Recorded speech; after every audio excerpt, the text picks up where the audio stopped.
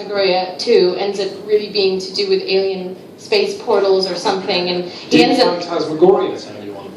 Actually, you know, I was probably like 10. He ends up going to bondage clubs and hallucinating a lot. I remember being troubled and aroused at the same time by that. So, as fun as this sort of journey through the past has been, where are we today with sex and games? Well, so today, when I talk to people about this, the average gold standard for relationships seems to be BioWare's Mass Effect, where your space mission is kind of punctuated by these gamified conversations with characters you want to have sex with. If you pick the right cheesy porno dialogue option on a slide wheel, you can watch a soft-lit scene of your 3D model bumping and grinding against another 3D model. You won the conversation, and your prize was sex. Like, I'd be remiss here if I didn't defend BioWare, because I actually really... Did Mass Effect turn you on? My shepherd's relationship was actually with Garrus, okay. So which I feel is the alternative choice, not much of a turn on. No. But also, I mean, I feel like Mass Effect, I mean, we're watching The Next Generation at the minute, and that, it already feels like a porn film. Yeah, every Next Generation sequel, I love Next Generation, but I'm watching it now, and it seems like it's always setting up to a porno. Like, someone strides into the set, it's like, Captain, there's a biological infestation, and the women have to go to another planet. Oh, really? We're going to be wife prizes on this other planet. Like, it's all softly lit. Yeah, and it's very theatrical acting that kind of feels a little dissonant. So but I do also feel that BioWare kind of shoot themselves in the foot, because as much as Mass Effect is getting somewhere, then I thought that has everybody heard of the threesomes and foursomes you can have in Dragon Age? Because I thought that was a joke or an Easter egg, and it's not. That can happen. Wow, nothing makes me think hot orgies like dragons and RPG stacks. Yeah. Let's move on to something slightly more positive. Modern. I don't know, modern. So, who played Catherine? Show of hands. That's not as... Okay, that's not... Well, you guys are in for a treat in terms of us telling you about this. This was nominated for the GameCity prize last year. Yeah. Kind of rightly so. So Catherine is... You'll all see that man with the sort of in the foreground looking shifty. Slumping around in a bar, as we do. That's Vincent. In the game, you play Vincent, and two things happen in his life during Catherine. The first of which is his girlfriend kind of asked him to step up. She doesn't like that he's drinking and wasting all his time and spending his money on new phones every month. And the second thing that happens is he starts having these really messed up dreams in which he has to climb a never-ending block tower, otherwise kind of known as the actual game.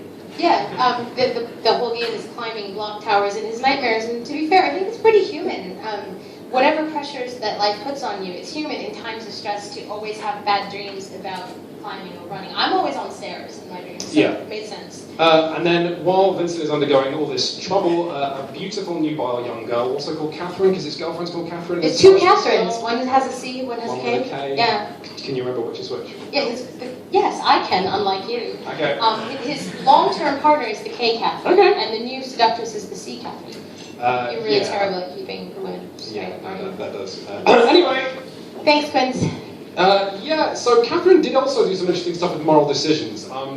Stuff that kind of puts BioWare's... I mean, Renegade Paragon is a step up from good and evil. Catherine asks stuff that's just really horrible, though. Like, you like the text message thing. The text message thing is cute. Okay, so we'll get back to the dilemmas in a second. Yeah. The best thing about Catherine is that when you're texting the characters in the game, it's a multiple choice menu, but the way that's hidden is that Vincent brings up his phone, and then he'll write out a text message, and if you don't like it, you swap, and he deletes it and rewrites it. So he'll write messages, delete them, rewrite bits, delete them, as you pick your way through it. In the bar, which is kind of how it's really like. You're sitting in the bar trying to think of what to tell this girl who doesn't know you have a girlfriend. And tons of stuff is just really, really minor, like you can choose between goodbye and bye and an X. Yeah, and it really makes you think about the subtle nuances of communication when someone's putting the screws to you. How do you answer them, and what do you think that means?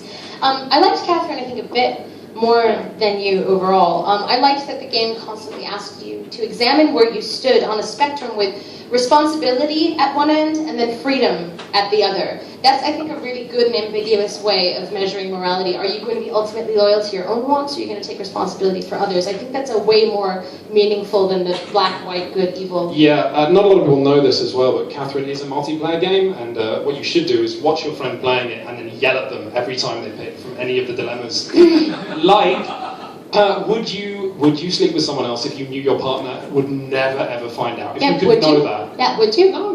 Would you? No. Are you sure? Yes, would you? Are you saying this because all these people are watching? Yeah. Okay. I actually, the problem with Catherine is I don't like it as much, and it's because the plot's so bizarre you think it's got to be going somewhere, and it's nice that it reaches further than the nearest or hut for its plot inspiration. Yeah, it reaches further than Goblins and Dragons, but yeah, by the end it does fall back on those Goblins and Dragons without wanting to spoil anything, and kind of excuses itself from any kind of conclusion. Yeah, it does. Like we think it's going someplace. Most video games, I find that just when it seems like they're going to say something about human connection and sexuality and relationship, they take a hard left into aliens and fantasy worlds and succubi, like they're afraid of it. None of that can take away from the art direction, though. I mean, yeah, the art's beautiful. Monster. But you can't really play a video game about a relationship without thinking there's going to be a ghost in there somewhere suddenly, which is the joke people tell about Gone Home, which is a game that came out this year. We can't really talk about that game without spoiling, so we won't. But let's just say it's a successful single-player game that tells a good story about a relationship, and you should play it. Did Gone Home turn you on? It's about high schoolers. Answer the question. Well, it made me a little sniffly, and it sent me down a Google Images rabbit hole about magic eye posters. Let's leave it at that. I think that was dodging the question, but let's move on. Well, you see me staring into Google Images at night. Let's just say it was magic eye posters. I have an idea, and I want to know what you think of this. Maybe one reason the kinds of games that we've been talking about aren't doing it for us is because we're talking about single-player games. Maybe for a game to meaningfully express something about a relationship, it needs another human being. What do you think? I like that idea, and I will take any excuse to disappear into the bog of sex in online games. What's with you and bogs? I like bogs. I also really like that the indie movement is kind of reclaiming bogs and slime. Bogs, slime, porpentine, the Catamites, like you talked about. Bogs and slime are erotic again. Okay. Yeah, for a while, Catamites' Twitter bio was just murderer and toad. Okay, off. I love that. Toad, murder, into it. So, online games. Yes.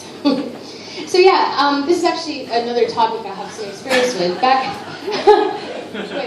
That's Red Light. Oh yeah, my favorite game. No, back in the days of my old GameSet.com, I really did try to take my mission of exploring different virtual communities a little bit seriously. So I decided to dive into a sex-themed virtual world called Red Light Center.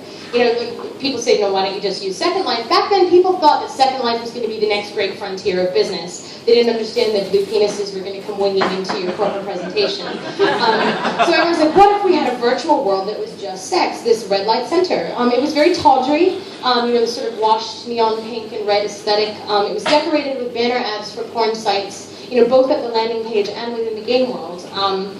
When you enter the starting area, you spawn as a default mannequin, where the original spawn look is all the same. So my first experience of Red Light Center was being spat out, assembly line style, with all these horrible-looking virtual dolls that all looked like me, and due to some glitch in the 3D modeling, we all had these hollow lamp-like eyes until we moved for the first time.